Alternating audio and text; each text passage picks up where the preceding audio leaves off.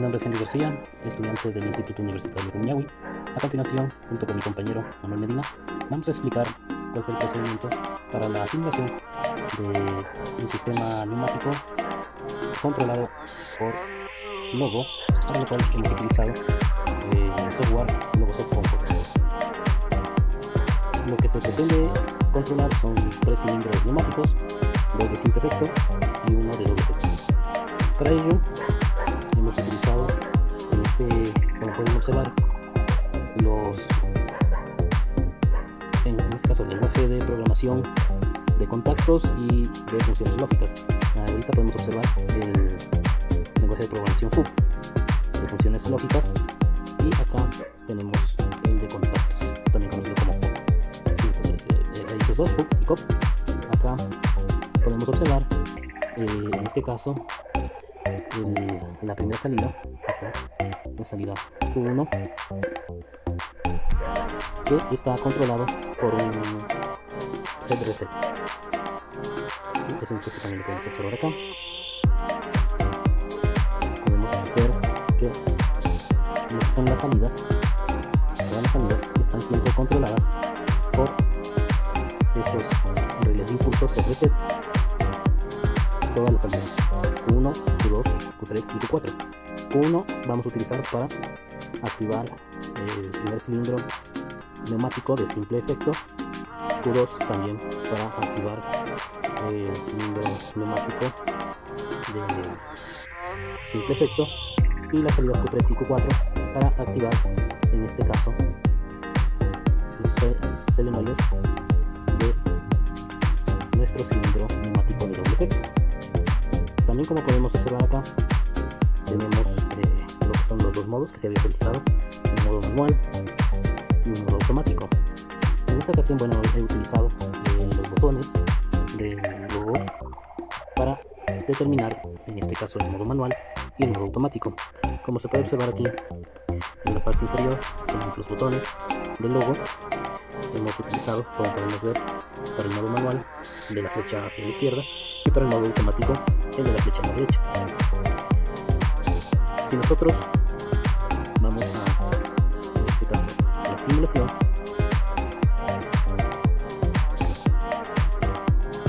podemos ver que hemos determinado tanto las entradas como los botones dentro de los parámetros con un pulsador normalmente abierto. Entonces, la entrada I1 es para el set de la salida Q1, y la entrada I2 para el reset de la salida Q1. La entrada I3 es para el set de la salida Q2, y la entrada I4 es para el reset de la salida Q2. La entrada I5 para el set de la salida Q3, y I6 para el reset de la salida Q3. Y por último, la entrada I7 para el set de la salida Q4, y la entrada I8 para el reset de la salida Q4.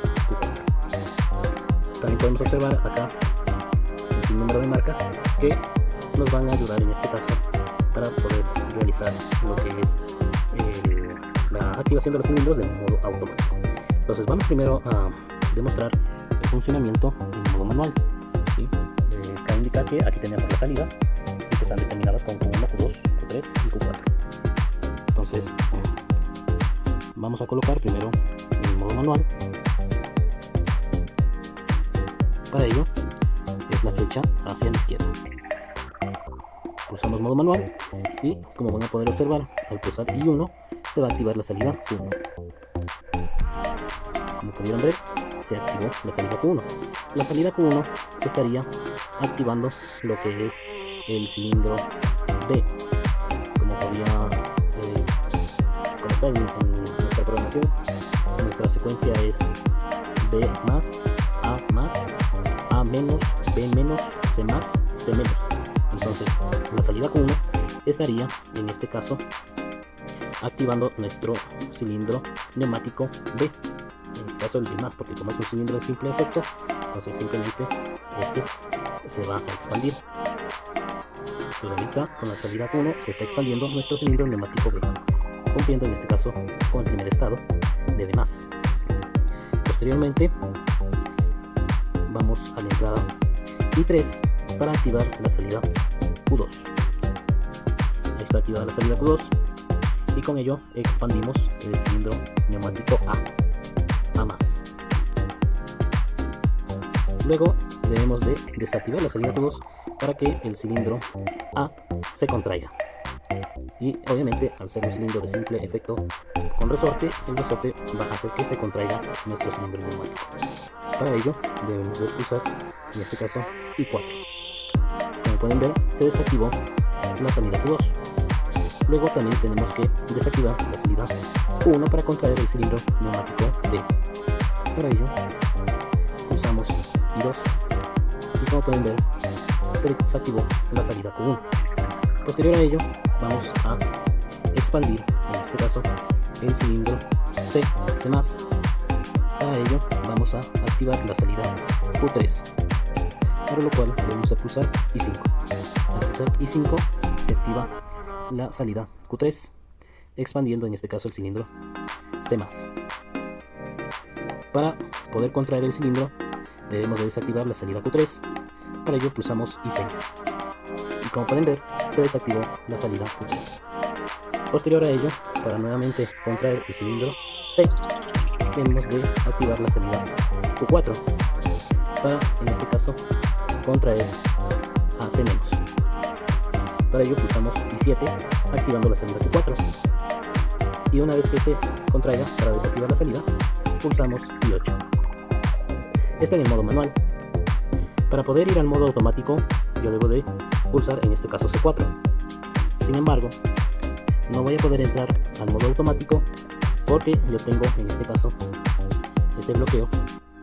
Para poder ir de un modo manual a automático, primero tengo que desactivar, y para desactivar utilizo tanto C1 como C2 en ambos. Entonces, si yo estoy en modo manual, no puedo ir a modo automático sin antes desactivar, y viceversa. Si quiero ir en modo automático o modo manual, igual tengo que desactivar.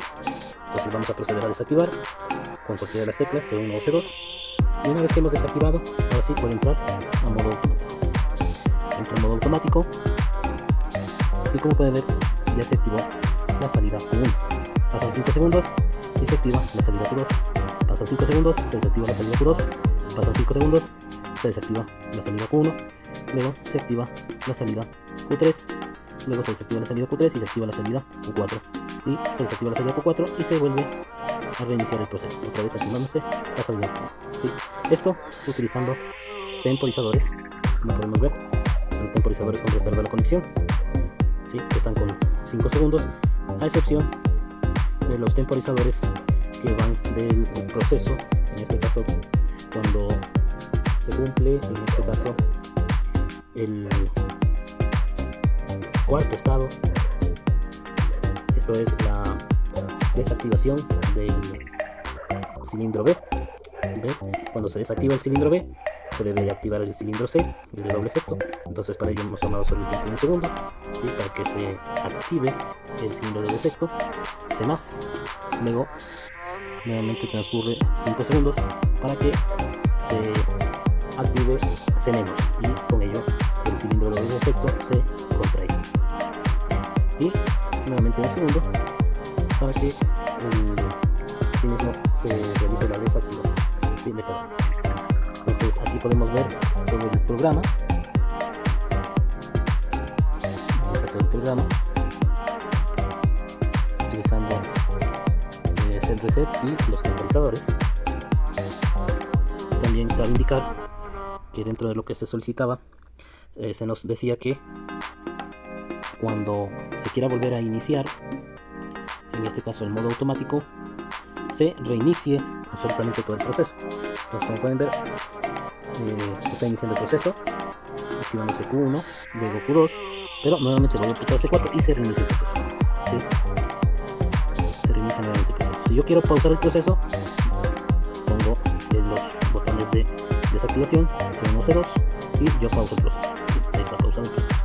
Ya, porque presioné en este caso los botones de desactivación. Quiero que nuevamente siga el proceso, nuevamente presiono C4 y obviamente se reinicia el proceso como se lo había determinado.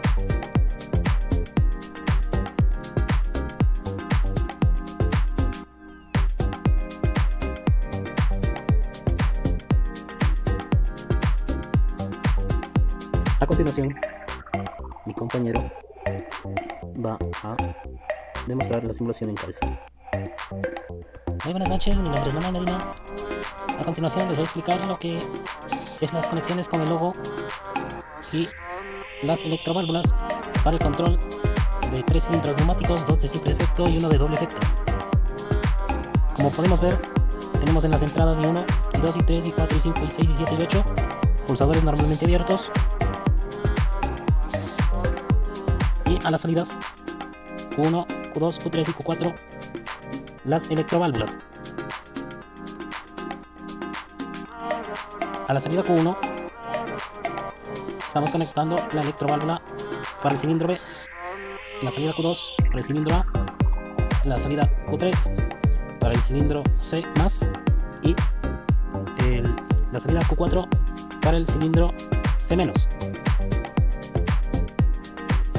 A modo didáctico vamos a simular. Aquí tenemos lo que es el diagrama ladder o escalera con las diferentes entradas y 1, y 2, y 3, y 4, y 5, y 6, y 7, y 8, y acá los módulos C reset para activar las diferentes salidas. Procedemos a simular. Al activar S1 damos una señal a la entrada I1 y con ello activamos la salida Q1. La salida Q1 activa, en este caso, el cilindro neumático B+, cumpliendo el primer estado de la secuencia. Posteriormente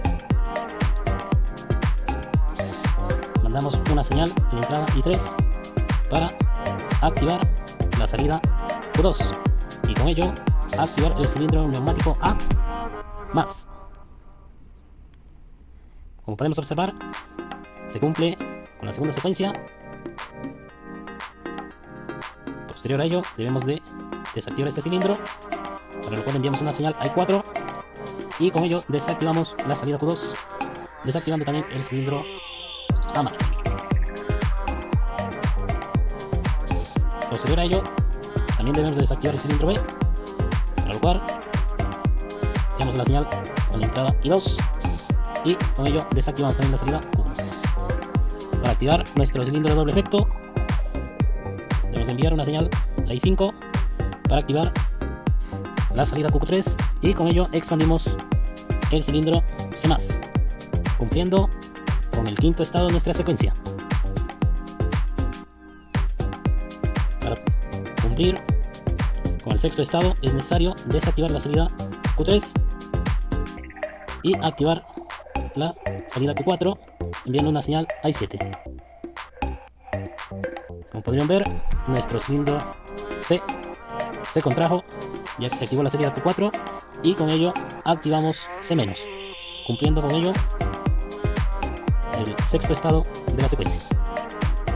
Gracias. Por último, hay que tomar las medidas de seguridad para el mantenimiento.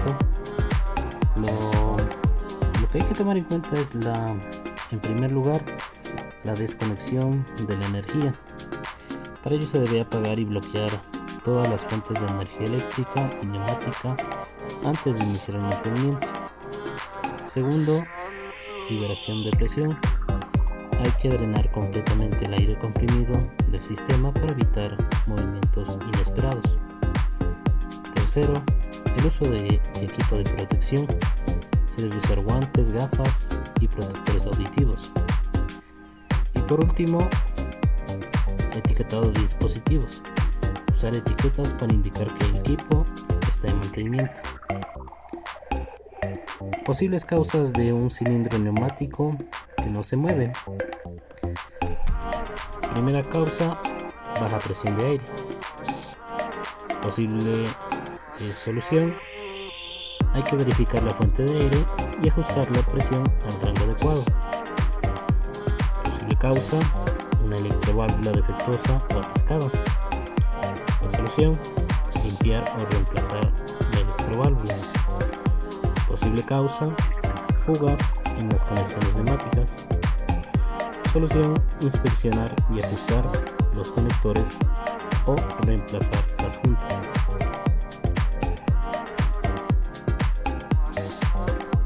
Vamos a realizar un diagnóstico de fugas en un circuito neumático. En el diagnóstico habría que escuchar ruidos de aire en las conexiones. También usar agua jabonosa en los puntos de conexión para detectar burbujas e inspeccionar visualmente las mangueras juntas. Resolución: apretar las conexiones sueltas y reemplazar juntas o componentes dañados. ¿Cuál es la importancia del mantenimiento preventivo en sistemas electroneumáticos? Primero, reducción de fallos. Para ello hay que inspeccionar y reemplazar componentes desgastados, ya que esto evita interrupciones en el sistema. Ejemplo: lubricar las juntas y cilindros previene fugas y mejora la eficiencia. La extensión de la vida útil: se debe de mantener los filtros de aire limpios, ya que esto protege los componentes internos. Y por último, como comentarios y conclusiones, tenemos que el diseño y simulación de circuitos electroneumáticos es esencial para comprender la interacción entre los elementos eléctricos y neumáticos. El mantenimiento preventivo asegura la confiabilidad y eficiencia del sistema, minimizando tiempos de inactividad. Y por último, la implementación de sistemas de control con PLC aumenta la flexibilidad y seguridad de los procesos automatizados. Muchas gracias.